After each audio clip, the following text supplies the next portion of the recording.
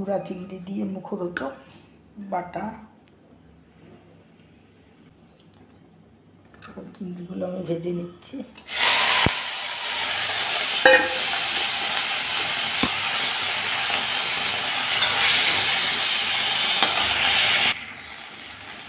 সামান্য হলুদ,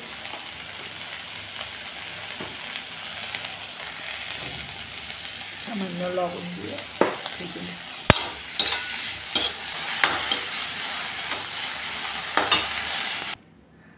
মাছ ভেজে নিলাম, চিংড়ি মাছ ভেজে নিলাম। এখন দিয়ে দিচ্ছি রসুন আর কাঁচা লঙ্কা। আমি রসুনটাকে পাতলা পাতলা করে কেটে নিয়েছি।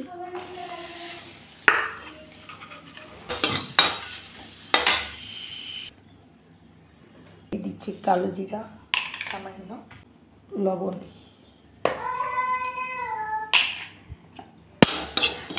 এখন আমি ভেজে নিই কালো জিরাটাকে।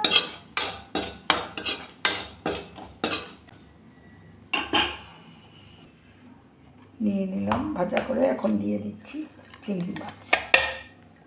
এখন মিক্সি গ্রাইন্ডারে পেস্ট করে নেব।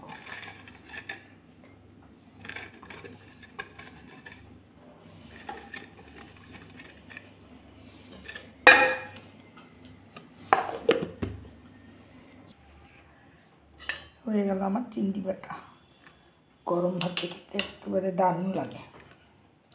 বাটাটা যদি তোমাদের ভালো লাগে তাহলে একটা লাইক, শেয়ার, কমেন্ট করে দিও। একটা সাবস্ক্রাইবের জন্য অনুরোধ রইল। আবার নতুন ভিডিও নিয়ে দেখা হবে।